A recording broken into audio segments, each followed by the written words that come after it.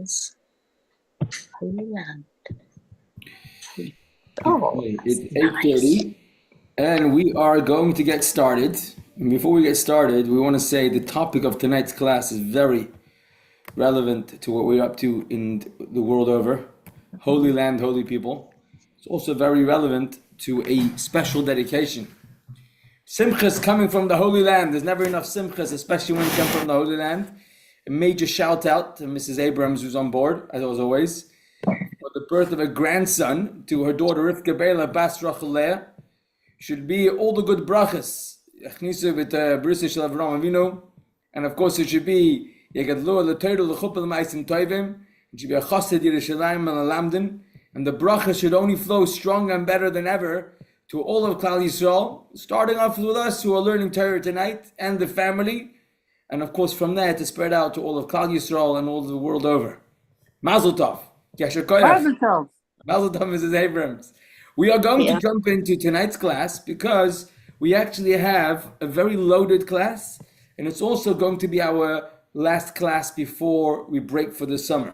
Because next week is going to be, Monday night is going to be hopefully a very big Sudas Mitzvah, a big Simcha, but on the calendar it says it's going to be Tisha B'Av, a fast day, the saddest day on the Jewish calendar until we get Mashiach, at which point they'll be transformed. We'll talk about that soon.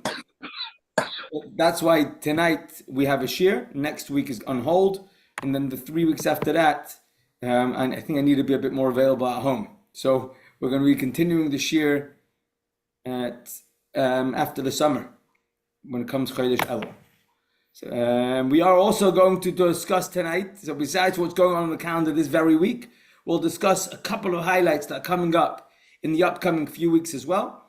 And then we also want to discuss what's in this week's Parshah, what's cooking, what are the highlights, and then the third step, which is the main bulk of the shir, what is a practical, relevant part of the class, of the Torah portion that can give us energy, motivation, and a focus, a way forward for the upcoming week that we should be living like Hashem wants us to. Happy, confident, no anxiety, and instead being focused on doing what we need to do to make our days the best they can be, in our life the most packed and productive ever possible, to bring the goal to take it from Miyad. So what's going on the calendar this week? We're going to start off with today. It's a great place to start. Today is Rosh Chodesh Menachem Av. Menachem Av, as we discussed last week, the word Menachem is an add-on, which means comfort. And the reason why the word Menachem was added to this month's name is because this month needs an enormous amount of comfort. It carries in it the 9th of Av, the day of the destruction of the first Beis Hamikdash, and almost 500 years later, the destruction on the exact same day of the second Beis Hamikdash. Unfortunately, throughout history, there's been many a calamity on the same day, but it's not to say that it makes us give up hope, chas v'shalom. We look for simchas, Rivka Bela Bas Rachalea's birth, and many other simchas that are going around, and instead we focus on the good that we can bring, and choose to notice, choose to see the good things that are happening. So, month of Menachem Av has a name, in the very name, Menachem, it should bring comfort. And the truest comfort is when we discover purpose in the challenges that we've been through, or that we are going through. And in discovering that purpose brings comfort. It's not because it wipes away the challenge, but it makes the challenge meaningful. So Menachem Av, the month of comfort. And the first day of Menachem Av, which is today, Rosh Chodesh, obviously it's a big day, especially for Jewish women. Traditionally, Jewish women would mark Rosh Chodesh with not doing laundry on Rosh Chodesh. We can go into a whole discussion about why the women Bechlal are doing the laundry, and why laundry became an example of a day of rest. It's not a Yom Tov, but in the times of the Beis Hamikdash, there would be extra karbanos. And in Shul this morning, we did an extra Amida, we davened an extra Musaf. It's a special day. It's a day of celebration. And this Rosh Chodesh, of Rosh Chodesh, also has in it a unique element in that it was mentioned explicitly in the Torah. And the first day of this month became the anniversary of the passing of Aharon HaKohen, the very first Kohen Gadol, the very first high priest. who is a brother, the only brother of Moshe Rabbeinu. Moshe's brother was Aaron, and Aaron passes away on the first of the month of Av. Fascinatingly, in the entire 5 books of the Torah, there are many people who are mentioned by name. Many people are mentioned when they passed away, but none, with the one exception, does we have the date written in the Torah of their yahrzeit.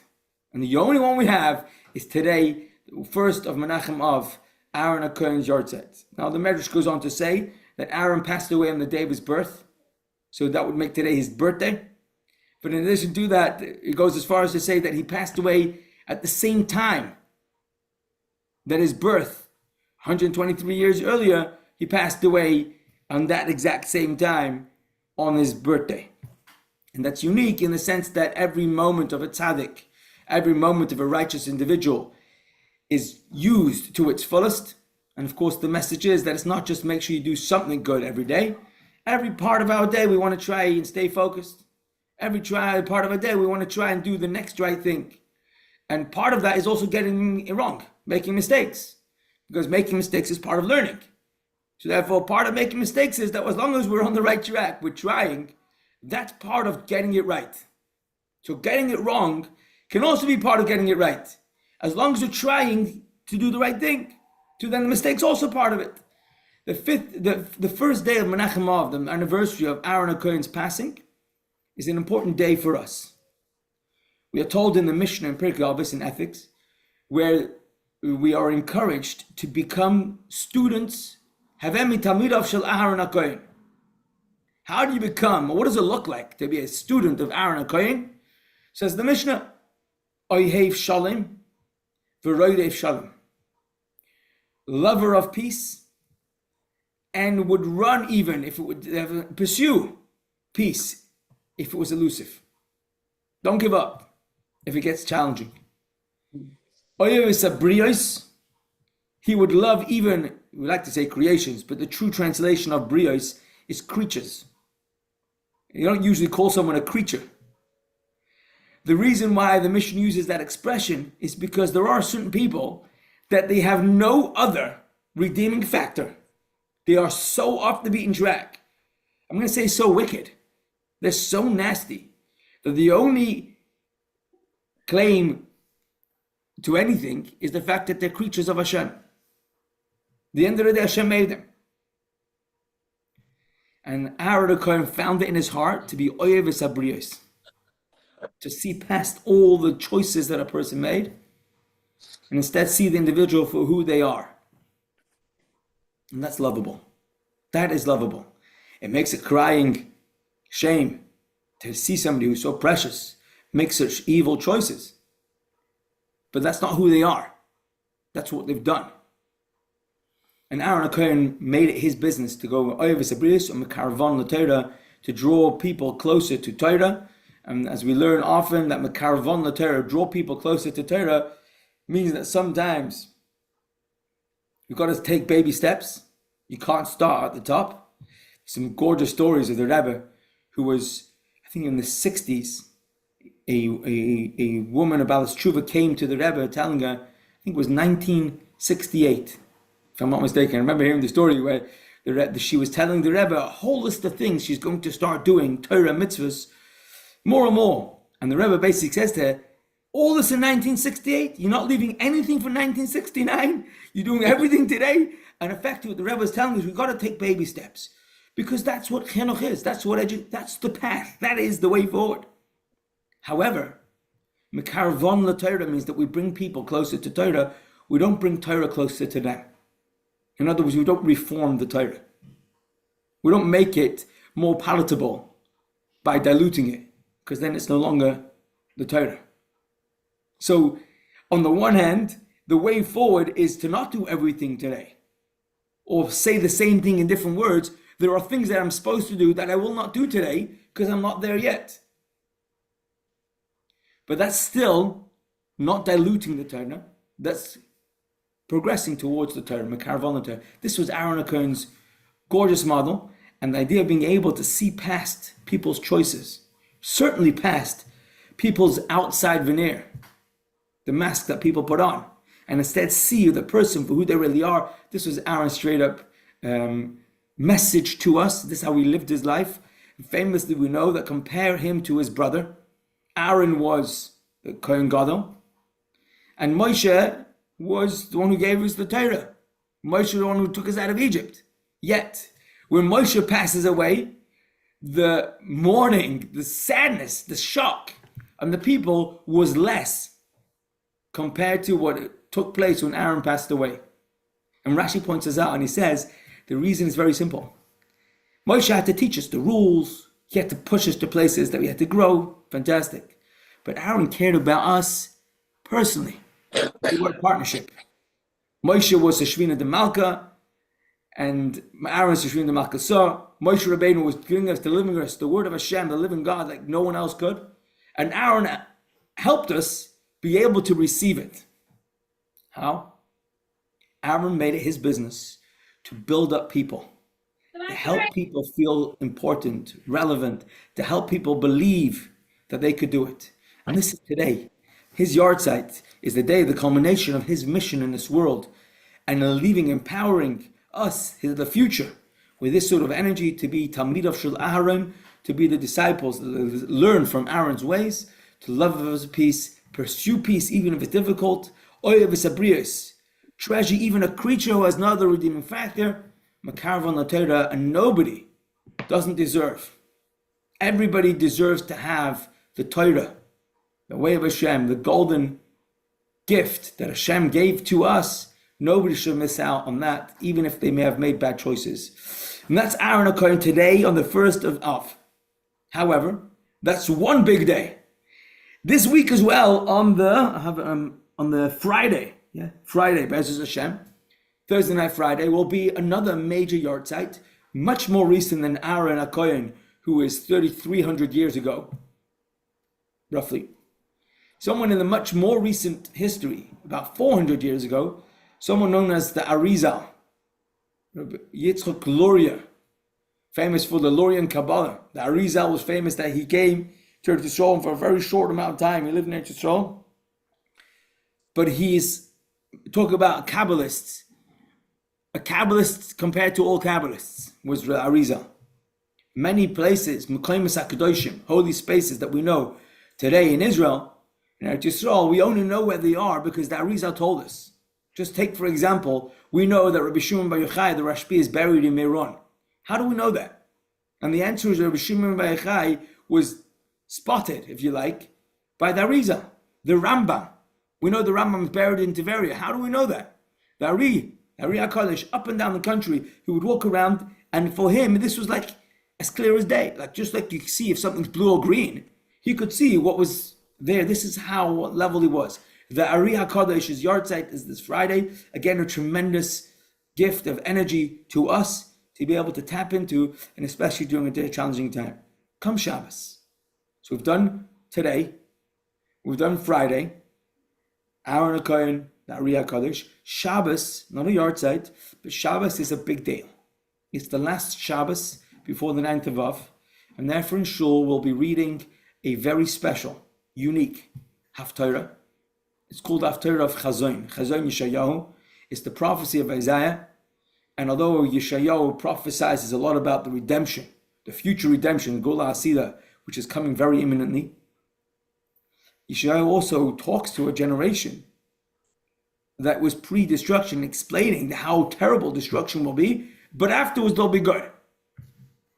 And Yeshayahu is very, very strong in his rebuke, not as strong as maybe as Yirmiyahu or Jeremiah, but Yeshayahu, in this week's Haftarah, we will read the vision of Yeshayahu, talking about the prophecy of destruction if the Yidden don't shape up the ways. Now, the name of the Shabbos is named after the Haftarah. It's known as Shabbos Chazon, the Shabbos of the vision. And usually it's explained because this is the vision of Yeshayahu telling us that we are in a place where we could still work hard and turn it around so that when we get to the 9th of Av, which will be next week on Monday night, Tuesday, we don't have to have the saddest day on the Jewish calendar. We don't have to have a 25-hour fast day. mourning the destruction of the temple, we should turn it around, and we work hard towards that. How do we do that? We bring Mashiach. We make it happen. But in addition to all this of the vision, we have a gorgeous story from the Rebbe Levi Yitzchak Berdichev. The Berdichev was a student, a disciple of the Baal Shem Tov himself. We're talking roughly 300 years ago. And Rebbe Levi Yitzchak Berdichev was one of those fiery, emotionally charged Hasidic masters. He was famous for always seeing the good in the people. And he would talk to Hashem. And famously he would say, Hashem, if you take all the lust and excitement and glitzy stuff and put it in front of people's eyes, and then you take all the godliness and the spirituality and you stick it in the books in the bookcase, what do you expect? Try it the other way around. Put all the Yetzer Hara in the books, put all the godliness open in front of people's eyes, and then see what happens. It's a much better way. And how can you blame them? How can you blame people? But don't worry, he still encouraged his masses to still do the mitzvahs. It wasn't an excuse, but it was like an advocacy on behalf of the Yiddish people. He treasured another Yid. He treasured a fellow human being. He treasured the fact that a human being's trying. We don't judge by success rate. We judge by effort. And sometimes effort doesn't reflect the way it looks in the regular barometers. So Rabbi Levi Yitzchak Berdichev has a gorgeous story about this Shabbos Chazon. He would say that the vision isn't just the vision that happened once to Yeshayahu, to Isaiah. The vision is something that happens to every one of us every single year. Our souls, this Shabbos, will have a vision. And he famously tells the story, the anecdote, the mashal, the metaphor of the child who's the child of a very, very wealthy, well-to-do, caring father. And the father loves his kid, and he's a young kid, and he has a most beautiful suit sewn for the kid. And he gives it to him, and he says, go, I have it, this is for you. He puts it on, he loves it. He says, I want to take it out to show it off to my friends. And the father's looking, he's going to play in the mud with his gorgeous suit, but he wants to. Let him. Hopefully he'll look after it. Sure enough, not a long time goes by, and the kid comes home crying, says, Daddy, Daddy, look at the suit. It's ripped, it's filthy, it's torn, it's ruined. What's going to be? And Daddy feels bad for the kid. He got him this gorgeous suit and it's done. Says, you know what? Don't worry, son. I'm going to get you a second suit. Gets him a second one made. And before you know it, the same exact thing happens. Kid goes out to play with his friends. He's showing it off. He's showing it to his friends. It's ruined again.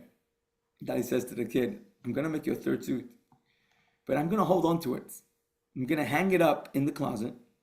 I'm going to watch how you go and play with your friends.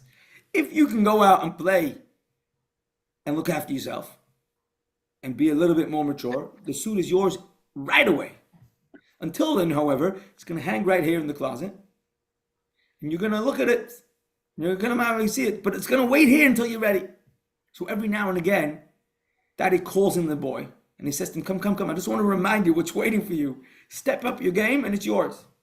Says Rebbe Levi Yitzchak Berdichev, Shabbos of Vision. We had a first Beis HaMikdash. What a gift. What a gift. We ruined it. It got smashed. It got destroyed. It got destroyed on the back of our choices.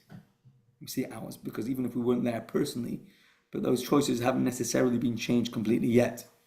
Same with the second Beis HaMikdash. The third Beis HaMikdash is waiting for us. But we have a vision of that third Beis HaMikdash. If we are sensitive to the calling of our soul, we can feel that vision. It's not a vision that you can say, oh, I saw the Son of God or whatever. That's true. Instead, what you can say is, if you are sensitive to it, I want to do what it takes to get there. That vision will work for me. And that's what happens this Shabbos, Parshas Devorim, Shabbos Chazon, the Shabbos before Tisha B'Av, coming up. Tune in, it's there for us. Hopefully we'll have it with Mashiach already. That's what happens in Shabbos Chazon.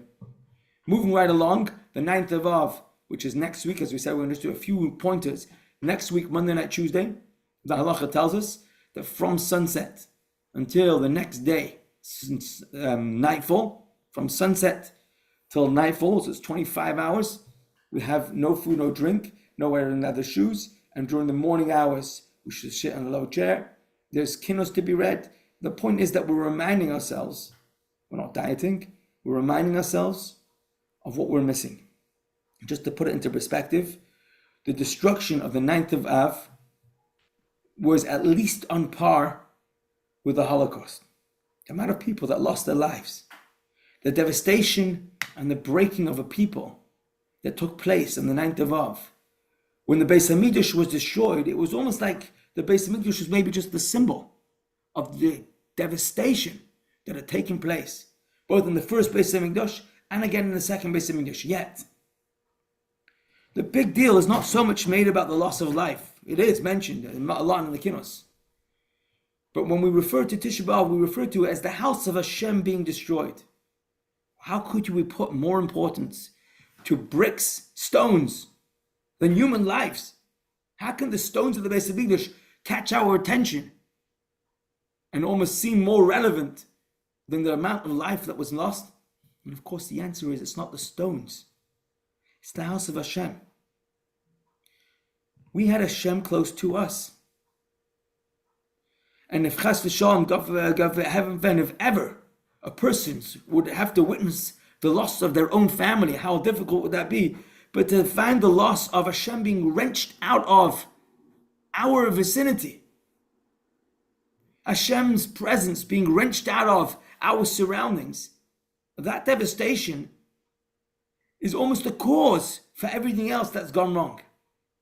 And that's why when we talk about Tisha B'Av, the number one factor we look towards is being able to welcome back an obvious, observable clarity that Hashem is here. Because when we know that Hashem's presence will be clear and obvious to all, so many other things would fall into place. Upheavals, rioters, or whatever other challenges society faces, run off the back of what people are in it for themselves and don't have a sense of a higher being in their own life. And even if they have a sense of it, to welcome it into our conscious reality would change how we think. We would live differently. But the starting point isn't just a coping mechanism where there's a clever way to keep people under the wraps and control. If we live up to who we really are, if we could live our lives true to our truest self all day, every day, that would be a world of redemption. That is a world of redemption. And that's why we talk about the stones of the Beis Hamikdash, the home of Hashem, where Hashem's presence is felt in this world. Okay, there are a number of other things we're going to mention very quickly. And the 15th day of Av is a big celebration.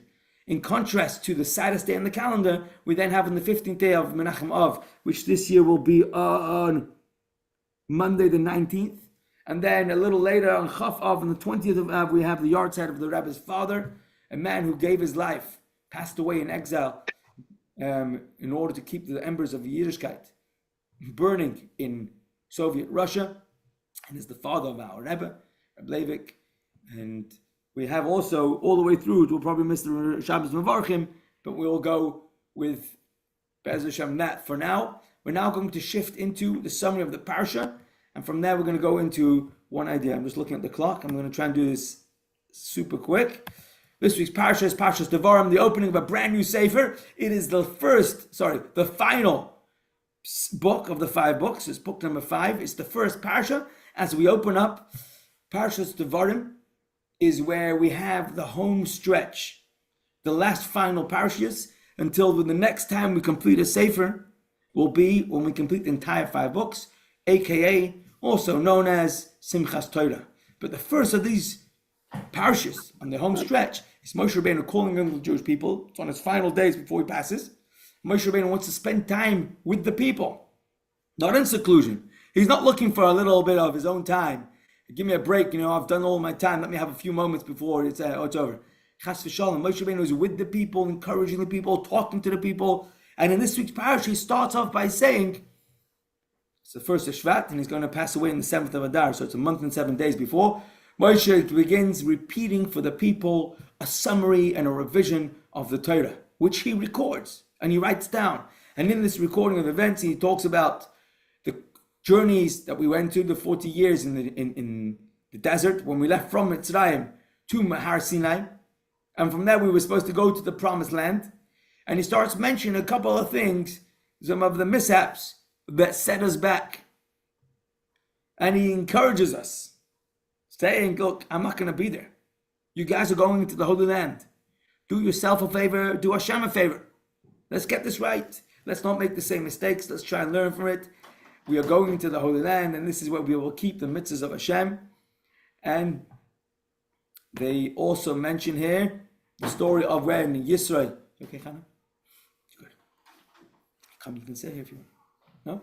We also mention that Moshe Rabbeinu is told by Hashem that it's okay to take on board the innovation that Yisrael, his father-in-law, brought forward to appoint a hierarchy of judges, access to halacha, access to information, where not only Moshe could tell the people what Hashem wants, instead also a Rav, a Dayan, should be able to tell a person, you should do this and shouldn't do that, and they speak on behalf of Hashem. How could a human being claim to know what Hashem wants?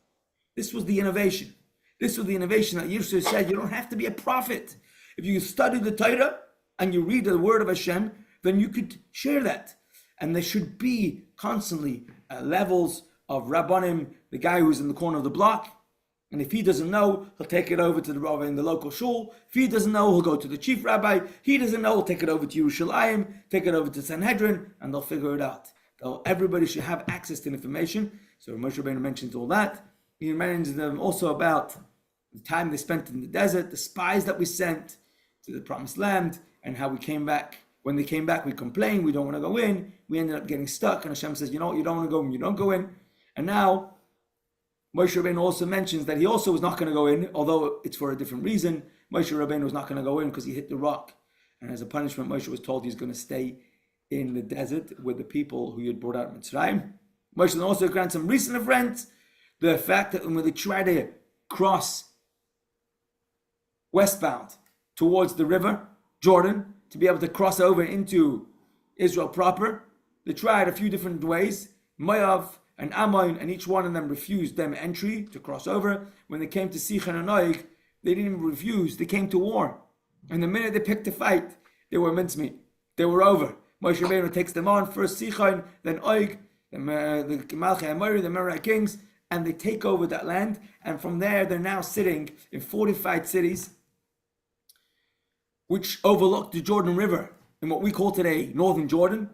And there they could actually see across the land, the water, where they were going to cross over. And it was here that the two tribes, Reuven and Gad, say to Moshe, let us already start inhabiting and settling the land of Israel right now, right here, on the east bank of the River Jordan. And Moshe Rabbeinu has a whole thing with them. He tells them on condition that they will go and be the spearheads of the oncoming war, and that's exactly what he does. And the parasha ends with Moshe Rabbeinu talking to his successor Yeshua. They're reminding him the promise or the instruction that he has from Hashem: fear nobody, don't fear any of the battles. Hashem is with us, and we are not afraid. And although there could have been a lot to be afraid of, but if we remind ourselves that we are not fighting because we want to pick a fight, we're fighting because this is what Hashem has told us to do. And Hashem is with us. And this is the call of the hour. There's no room for fear. Fascinating, just a quick parenthesis here. The Rambam talks about how could you tell somebody not to be afraid. Fear is an emotion. Fear is an emotion. We don't get to switch emotions on and off. They come. What can you do? And the Rambam writes that fear starts off with entertaining thoughts. And the mind control that the Hashem wants from the soldiers who go to battle, it's not that you shouldn't have reactions to our thoughts, because we do have reactions, but instead we should choose what we allow ourselves to entertain in our conscious mind. Who is allowed to be present in my conscious thinking? Who's welcome? It's not easy. It's not easy. But this is the Rambam says is the mitzvah. The mitzvah is to have thoughts to fill our minds with, optimistic thoughts, and choosing to go that way. Choosing to let ourselves indulge in uplifting, optimistic, and zero fear type thoughts, and refusing to let the Yetzer Hara deliver any very enticing but non-acceptable and anxious, worry, fearsome thoughts. In this way, we can also fulfill the mitzvah not to literally be afraid, because the thoughts are not allowed to stay. Okay, that's a little bit of what's going on in the calendar, a little bit what's going on in the Parsha, and we're looking for one practical, relevant life message that will fit this title. It says, Holy Land, Holy People. Our connection to Israel is sacred. Okay, we're jumping right in. Before we start the class, if anyone has anything to say, to add to questions, comments, suggestions, are all welcome. Going once, going twice, third time, we're moving on. Okay, why are Jews so connected to and invested in the land of Israel? Even if they live thousands of miles away and possibly have never been there for generations? Question mark. Help me out. Somebody say something. This is a fair question. It's a homeland. Homeland. Okay. It is our homeland. It is our homeland. You don't have to go I'm just there. going to play devil's advocate for a second, Mrs. Abrams. We're talking about somebody who hasn't been there ever and for generations. They live thousands of miles away. How can it be my homeland? Devil's advocate. It's their inheritance. Oh, inheritance. Okay, does that connect with Mrs. Abrams? Is that what you're saying? It's our homeland because it's our inheritance? Yeah, but it's also our connection. It's our connection with other Jewish people. If we don't live that way, if we don't do what they do, and we can't go to all the wonderful sites and daven by the wall, but it's our connection with them because we are Jewish. I think that's it. Okay, I like where we're going. Anyone else want to add to this? Our connection, inheritance, homeland, anyone else? Yeah, it's when we get kicked out of every other country in the world, at least we know there's a place we can rest our heads. Yeah. Oh, that was optimistic. Positive. I want to say that Baruch Hashem, we are blessed beyond blessings that this is true, that we have a place to call home. And unfortunately, throughout the ages, we have been kicked out of so many places. Notably also, Great Britain. It was one of those places until Oliver Cromwell came back. We weren't allowed. But yes, these are all very important factors.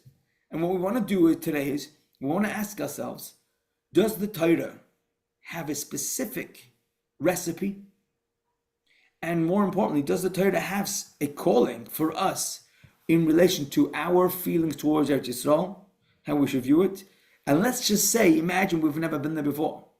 Let's just say, I haven't been there, my parents haven't been there, and my grandparents haven't been there. Let's say, does the Torah have anything for me to say that? And what we're looking at this week's Sedra. This week's Sedra, we're going to read the English. It's from the opening verses, right at the beginning. Remember we said Moshe Rabbeinu is gathering the people. It's a month and a few days before he's going to pass. And he's talking to the people who are about to go into the Holy Land. And this is what he says to them. He says, Ela Devorim. These are the words that Moshe spoke to all of Israel on that side of the Jordan desert, in the plains opposite the Sea of Reeds, between Paran and Teufel, and Lavan and Chatzeris and Zahav. By the way, Rashi points out that these names of places aren't real places. They're code names that remind us of different stories, some of them less than a compliment, and therefore they're written in cryptic words. But okay, so Moshe Rabbeinu was saying, remember this, that, the other. It is 11 days journey from Chorev. Chorev is another name for Har Sinai. From Mount Sinai by way of Mount Seir to Kadesh Barnea. To get from Har Sinai to Israel should take 11 days walking. 11-day walk, stroll. You're walking through the desert, it's in a straight line, it's 11 days. It came to pass in the 40th year, in the 11th month, on the first of the month, that Moshe spoke to the children of Israel according to all that the Lord had commanded him regarding them. After he had smitten Sichon, king of the Amorites, who dwelt in Cheshbon, and Og, king of Bashan, who dwelt in Ashtoreth of Edrei. So these are the two mighty gatekeepers who had promised to safeguard the access point to the Jordan River. And Moshe Rabbeinu had literally taken them out. And now the Jewish people are ready already conquered. They smitten the Sichon and Og. On that side of the Jordan, in the land of Moab, Moshe commenced and explained this law, saying, turn the page. Here we go. God spoke to us in Chayrev, saying, so Moshe Rabbeinu in this place is now talking to the people, and this is what he says. He says to them, God spoke to us in Chayrev at Sinai, saying, you have dwelt long enough at this mountain. You spent enough time at Mount Sinai. Turn and journey, and come to the mountain of the Amorites, and to all its neighboring places in the plain, on the mountain, and on the lowland, and the south and by the seashore, the land of the Canaanites, and the Lebanon, until the great river, the Euphrates River. Hashem said to us, it's time to move in to what the plan is.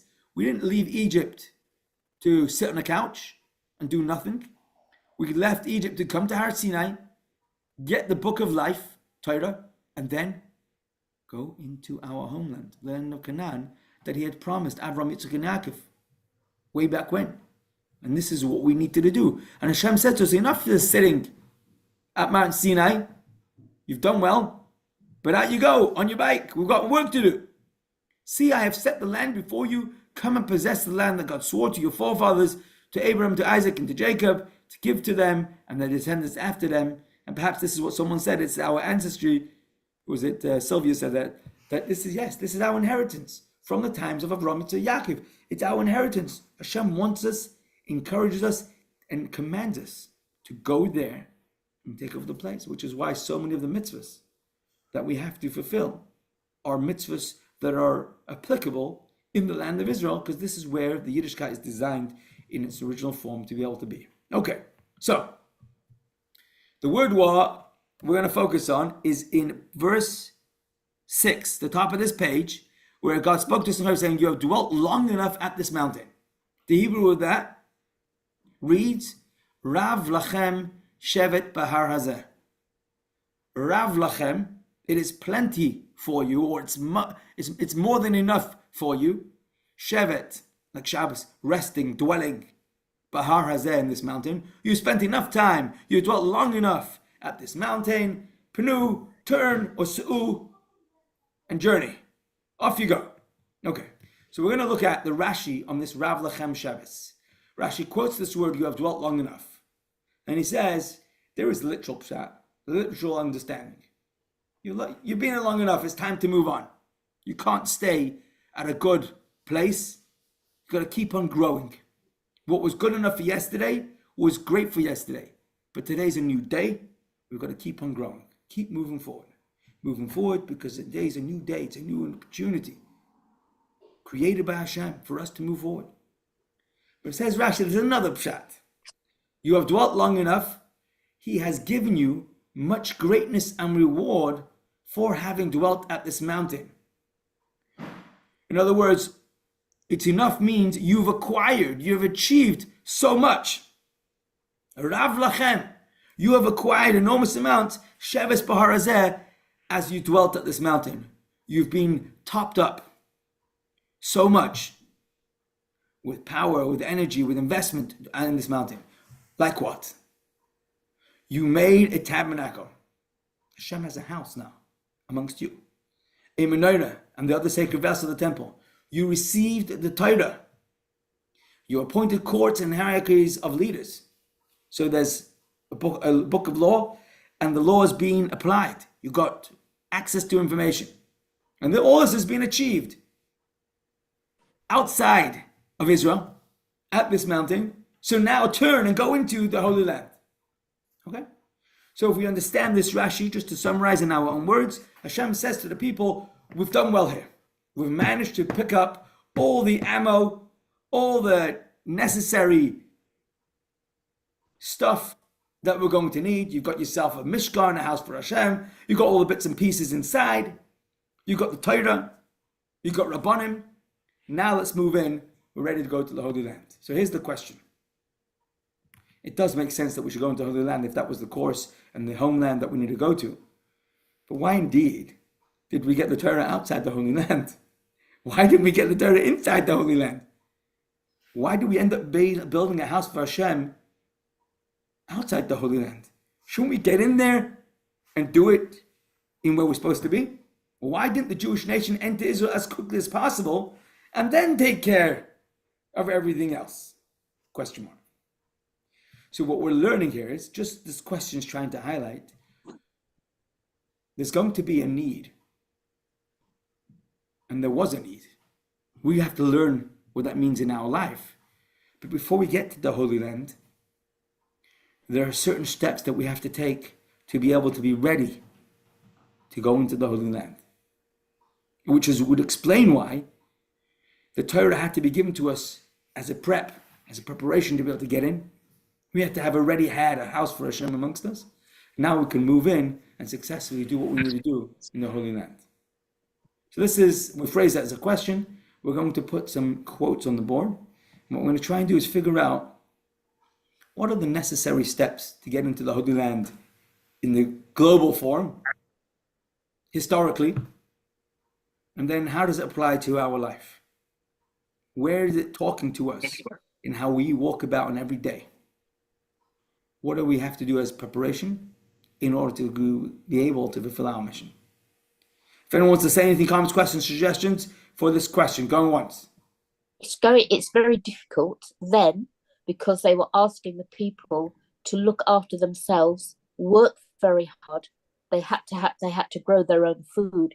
In the same way, it's very difficult now for people to go and realize that their lives in the land of Israel is very difficult nowadays as well. And it's the one question which in some ways is the same now as it was then. It's very, very hard. It is very challenging. People are they're very nervous of the challenge. And then they may have thought, are they worthy of that challenge after having so much given to them? Suddenly they're going to be dropped in somewhere and somebody's saying, okay, it's up to you. And in some ways in Israel nowadays, with the bureaucracy, the war, everything that's going on, in some ways people are saying the same thing. Even though we need answers. We need good blessings. Yes, well said. Shkoyach. 24,000 people have made Aliyah since the war started in October. So people do want to go, yeah. And 150 last week from France alone. Wow. Because they say in 10 years there will be no Jewish people left in France because of what's been going on. That is one of the reasons people will go to Israel. Because we're looking for more meaningful reasons, though. Not because they feel not safe. Only because we're on the run. But it's true. Well, people go because they want to go and live in the land of Israel. They've always wanted to do it. There's nowhere else like Israel. It offers things to you that no other country could. And we accept lots of things that happen there because we are Jews being governed, looked after. The shops that sell you things, everybody is like you. We're Jewish. Yeah, that's we're going to look at what the Torah says is a good reason to want to go to the Holy Land. We're going to flip the slide here to do one interesting quote. And here it's going to start off the conversation by saying that the Jewish people are unique, different than all other nations. I do want to say this isn't very Zionistic. However, it's very Jewish, and it's all about Zion. So it might not be politically Zionistic, but this is the real Zionism, where the Torah says we are not a nation like all other nations. Hein am levadad yishkan. We are a nation that is alone and different to all other nations. And this is one example. This is a quote from a pasuk in Bereshis. This is after the story of Babel, the Tower of Babel. And from these, the islands of the nations separated in their lands, each one to their language, according to their families in their nations. And the point of reading this pasuk right here is to notice that the lands segregated them. The people that came from China are Chinese. And the people who come from France are French. So what makes them French? Because they come from France. Somehow, the Yiddish people are just off the map, off the charts. They're like, it doesn't work that way. We aren't Jewish because we come from Jewish place. Our land isn't what makes us into who we are even though for any other nation, their identity is their homeland. And somehow the Yiddish people's homeland came after we were already a people. Let's put on a nation's identity is bound to its homeland. The Jewish nation's identity, however, was established in the middle of the desert. Accordingly, our identity isn't tied to any place. It's tied to the Torah. Let's just put a bit of explanation, salt and pepper, to understand some spice this up a little bit. To try and say that we have an identity based on a homeland makes a lot of sense. It's defined. A homeland has borders. Up until this point, I'm at home. Outside of this is outside my homeland. Equally, I protect my borders. I can know where I have to stand, where we have to position the troops to make sure that the borders are protected, because this is the area which is very defined, it's concrete, it's obvious, and that is who we are. Once we start saying we have an abstract theology, we have a Torah, we have an access, it's a spiritual thing, then what do you do with that? How does that how do we identify? What makes that us? Or what makes us that? If I say it's a particular area, it's very clear what I need to do. So to say that Torah is our identity is very hard to define. And if our definition was not to slip into being people of a strip of land called Israel, if our identity was to be formed strongly without having to use geography as a defining identity, we need to make it more concrete. And who arranged that for us? Hashem. For starters, he didn't just want us to have an identity in our minds and in our hearts. He gave us a written Torah. He gave us the Torah. He gave us spirituality, but put it somewhat into tangible, physical. You can hold it. You can touch it. And that was the Torah. Here's the quote, "V'atem tiyu li l'mamleches kohanim v'goy kadosh." You shall be my kingdom of princes and a holy nation. What will be our identity? The fact that we are holy. We'll have godliness, and we'll have godliness in a way that we can somewhat hold on to it, because we'll have a Torah, and that will be what makes us into the nation who we are. So to answer the question, why did we get the Torah outside of the land of Israel? Because we had to have our identity non-dependent on the land and then go into the land. The Jewish nation had to develop and fortify their own holiness in order to withstand the surrounding influences, to have an identity that we can define for ourselves, and then we can go forward. By the way, that's also why we built the tabernacle. Why did we have a home for Hashem? Because we need to be able to define who we are in a way that we can see it. We shall be holy because Hashem is holy. How do we see the holiness of Hashem? Does anyone know what the word holy even means? What is holy? Holy means godly, but godly is so abstract. And here's the catch. Why should we be holy? The Mishkan was built as a physical place for God's holiness to be manifest. We should be able to see what it looks like. We don't see God, but we do see where we have to head and how we should identify, what we should identify as, and how we should define ourselves. This was before we made it into the land of Israel. I'm going to turn up the speed a little bit. Let's just assume for a second that we can get this. We as the people, the Jewish people, are Jewish before we get into Israel.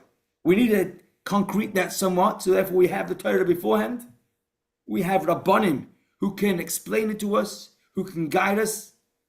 We have a physical address where we can go to worship, to connect, to become close to Hashem. And now we're ready to go into Israel. But why do we need to go into Israel now? Why are we going to Israel? If this is correct, what are we looking for in Israel? And the answer is going to be because Israel is the place where holiness is most manifest. We are holy. How are we holy? Because Hashem nominated us to become holy. Now we need to go into the Holy Land, and that's where we will be able to be most expressive of our inner self. Our innermost self, which is now being defined and identified as Yiddish people, which means holy people, godly people, people of God. So now we need to be able to go to the best place to be able to express that, to connect with that, and that is the Holy Land of Israel. Now, there are many people who travel to Israel and have a great time. They land in Ben Gurion, they don't feel holy. There are many people who go to spend 3 weeks in Tel Aviv. It doesn't feel holy. They maybe even went to the Western Wall and took a few pictures. It was a great sight. It's historic. It's iconic. But they might not feel the slightest bit of holiness. Equally, there are many people who do feel holiness. And there are many people who feel holiness before they ever made it to Israel. They go to shul. They stand up when the Torah is being brought out of the ark because they feel the sanctity. So clearly, going to Israel isn't a magic pill. And that's exactly what we're talking about here. We could go to Israel and not notice the slightest bit of the holiness in it. And then we miss the point. And instead of doing that, Hashem express high-speeding us into the Holy Land. Instead, Hashem said to us, let's prepare. Let's get into that frame of mind. Let's build our identity. And let's notice who we really are. And then once we have that, when we move into the Holy Land, then we'll appreciate the holiness. We'll be sensitive. Our feelings will pick up these exact holy places, holiness of the area. And what we're going to read is the few quotes just to establish that the holiness didn't happen because the Jews made it holy. The holiness came because it's a holy place. To use a metaphor today, if you ever used a mobile phone and you went to a place where there's not very good reception, and then you decide to move to a place where there's better phone connection, that may be the idea of holiness. Some places are better reception. You get better connection. But that's because there's holiness there. But if you don't have your mobile phone with you, or it's not switched on, or it's on flight mode, you might be in a very place of great connection. You're not going to connect. Even if you've got a cell phone, but if it's switched off, it's not switched on.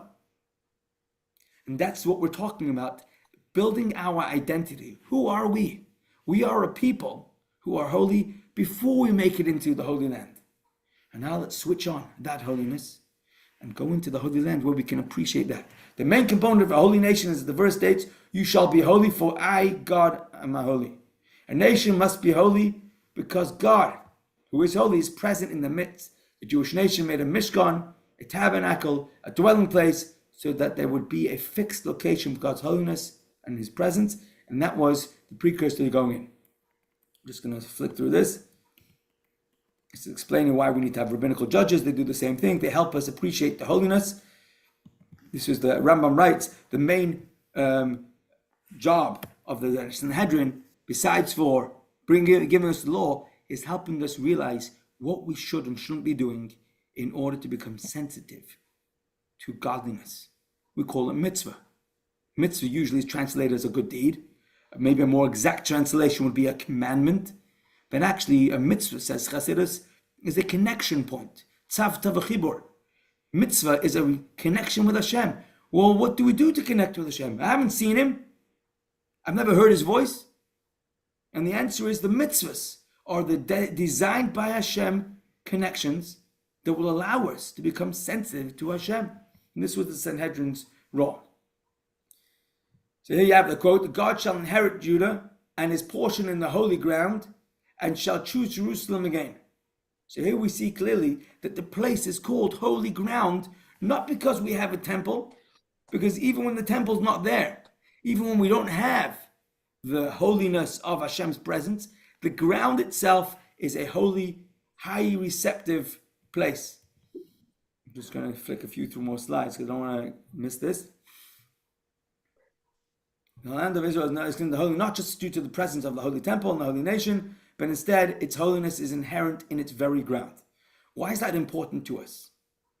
It's important to us because we have to appreciate, why did the Jewish people go into the land of Israel? Because they needed a homeland? Life was much calmer, smoother, easier outside of Israel. Outside of Israel, they were living the dream. It was like a dream because they didn't have to worry about laundry. They didn't have to worry about cooking. Food, water, everything you wanted was taken care of. They were living in a bubble. A bubble of the clouds. Okay, yes, a bubble. We were living in a bubble. And Hashem It said, wasn't a Jewish bubble. Oh, we go. I like that. Yes, we were living in a Jewish bubble. And Hashem says, I want you to get into the real world and start creating a Jewish bubble yourself. Start making the real world, the here and now, with an agricultural setup, with a governance. You need bin collectors. You need farmers. You need truck drivers. You need to have people who know how to drive a digger and a bulldozer, because you're not going to build a country another way. And that's why I need you to bring Hashem and make it available. Not in the abstract, into the concrete here and now. And that's why Hashem says, go into the Holy Land, because you are on a mission to what? Not to run. We're not on the run away from people. We're on the way forward. And the trajectory that we are on is always to make this world more godly. Unfortunately, sometimes we were taken places in chains. But it doesn't change the purpose of why we end up in any place. Unfortunately, it's very uncomfortable to end up in a place because I have nowhere else to go. But a Yid knows that the reason we are anywhere is in order to make this world a home for Hashem. All the more so in the place of where it's highly receptive godliness. It's a holy place. Given the spiritual quality of the land, we behave with spiritual sensitivity when we visit holy sites. It's a quote from a text that we're about to read. If we want to know how to prepare for going into the Holy Land, the answer has to be to develop more sensitivity towards holiness, to be more focused on doing holy things, because that's what the land of Israel is about. And equally, one should learn from here that when a person is in a holy place, they should adapt holy practices. The holier the place, the more holy practices one should adopt. There's another gorgeous quote. I'm trying to find it. Okay, I can't find it sad. The quote was basically saying, if you ask somebody from France, what's the name that you give to Israel? Ask someone in English, where's the Holy Land? Ask them in Russian. Israel is synonymous with the idea of being a holy place. That's how people talk about it. It's the Holy Land. Why is it the Holy Land? Not because it's a made-up name, because in truth, that's really what Israel is about. So although Israel is our ancestral homeland, historically, its holiness requires us to cultivate our own holiness in order for us to be its worthy inhabitants. That's the purpose of why Israel is given to us, because we are supposed to step up. Our connection to Israel is based on our spiritual lives. By fully embodying our identity as holy nation, that's how we demonstrate our intrinsic connection to the Holy Land, and demonstrating that holy connection actually, in the next 3 quotes, which we're not reading because we're racing against the clock, it's going to tell us, is key to being able to protect the land. If our connection to the land is based off the holiness that we will embody and find expression in the land, strengthening our connection to the Holy Land has to come through strengthening the Torah and the mitzvah, which is our bond with the Holy Land. It's our identity that we have, that we seek to express in that Holy Land. And the final reading that we were going to read, which we're not going to again because it's against the clock, is going to tell us, you don't have to be in Israel in order to strengthen Israel. You don't have to be in Israel to do a mitzvah. But identifying as a Yid, bringing out that holiness in our own life, strengthens the soldiers. The truth is that today, Israel needs our help urgently. I don't think they need my car. What's it going to help them to have another car in Israel? They probably don't need my money. It's not much of it. But they do need my mitzvah, your mitzvah, another good mitzvah, another good deed, another ripple effect. Identifying as a Yid, being proud. And I'm going to say that the Yetzer Hara tries to make us not feel confident. The Yetzer Hara loves it when we feel worried. And this is part of the terrorism. And now it's our mission to be confident, joyous, uplifted, focused people who are looking for every opportunity to strengthen the holiness of the Holy Land by doing a mitzvah here, wherever it might be. And Be'ezus Hashem, by this time, tomorrow, we'll already be in the Holy Land, expressing our holiness. And if the Geula doesn't come yet, we should continue doing what we can to make it happen in our reality. I wish everyone a gesunte Zoma, which means a healthy summer. And we should make every minute count. And we should look forward to hearing very good news on every front. And all those who need a Yeshua should have a Yeshua. All those who need more simchas should have more simchas. And once again, a massive mazel tov to Mrs. Abrams, and especially to Rivka Bela B'Zrachalea. Yasher koyach. Seid gesund, everybody. Thank you. Thank you and good night. Good night. Laila Tov! Laila tov, litrot. Mazel tov, yeah.